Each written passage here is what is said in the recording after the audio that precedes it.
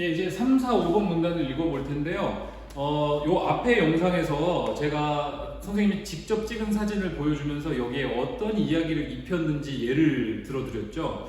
요 5번, 6번, 7번 문단은 교과서 117페이지에 있는 그 골목 사진에 대한 이 글쓴이의 평가예요. 그러니까 그 풍경 사진을 통해서 어떤 것들을 읽어낼 수 있고 또 이 사진을 찍은 사람은 아마 이런 이야기를 담고자 했을 거야 라는 걸 이렇게 추측해보는, 되짚어보는 그런 예시라고 볼 수가 있습니다.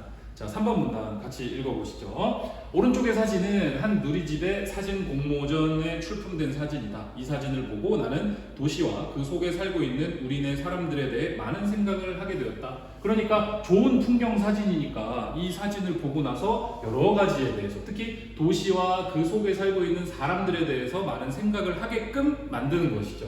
좋은 사진이니까. 도시의 모습은 하루가 다르게 변해간다. 익숙했던 풍경이 어느새 낯설게 변해버려 당혹스러움을 느끼게 되는 순간이 한두 번이 아니었다. 혹은 서로 다른 동네였는데 똑같은 모습의 건물이 들어서서 같은 동네로 착각하기도 한다. 특히 서울 같은 데 가보면 대도시에는 건물 모양들이 얼추 비슷하잖아요.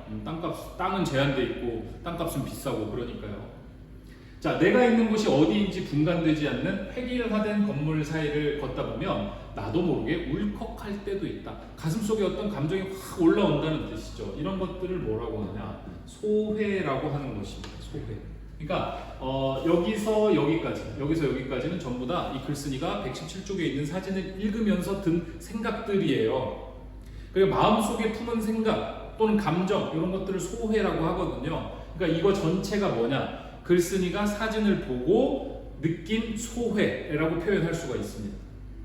자, 그거 이제 구체적인 설명을 해줄 거예요. 사진 속 골목은 비교적 옛 모습을 간직하고 있다. 그 골목에 한방눈이 내린다. 주먹만한 크기의 눈발이 날리는 골목은 왠지 익숙하면서도 한편으로는 초현실적으로 느껴진다. 그러니까 사진에 대해서 좀 더 구체적으로 느낀 감정을 표현하고 있습니다. 사면이 막힌 골목 저편에는 붉은 벽돌 건물이 성체처럼 적군을 막기 위해서 쌓은 성이요. 성체처럼 굳건하게 버티고 있어 어쩐지 현실에 존재하지 않는 공간처럼 보이기 때문이다. 현실에 존재하지 않는 공간, 이게 초현실적이라는 얘기죠.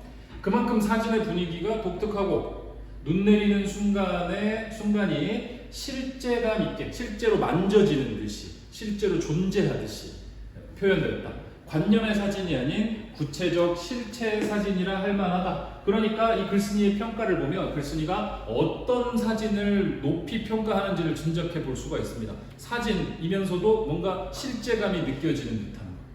누군가 찍었던 방식을 따라한 식상함이 없다. 식상함, 어디서 본 것 같다. 좀 질린다. 이런 게 식상함이잖아요. 그러니까 자기만의 개성이 담긴 사진을 높이 평가하는 사람이다 라고도 생각할 수가 있겠죠. 자, 5번 문단 이어서 이 사진을 보고 아름답고 낭만적인 공간이라 느끼는 사람도 있고 오히려 고단한 삶의 현장을 찾은 듯한 인상을 받는 사람도 있을 것이다. 눈 오면 아름답고 낭만적인 거고, 근데 그 길을 뭔가 무거운 짐을 들고 오르막을 좁은 골목길을 가야 한다고 생각하면 고단한 삶의 현장이라고도 생각할 수 있는 거고요. 어쨌든 중요한 것은 사람이 한 명도 등장하지 않은 이 사진에서 사람의 흔적과 채취가 물씬 느껴진다는 것이다. 사진은 찍은 이의 마음을 오롯이 담게 마련이다. 만나보지 않았어도 이 사진을 찍은 사람은 분명 일상을 소중하게 여기는 사람일 것이다. 앞에서 인물 사진에 대한 얘기를 그렇게 길게 하더니 이 사람은 인물이 한 명도 등장하지 않은 그 사진 속에서조차 사람의 흔적과 채취를 찾아가고 있네요.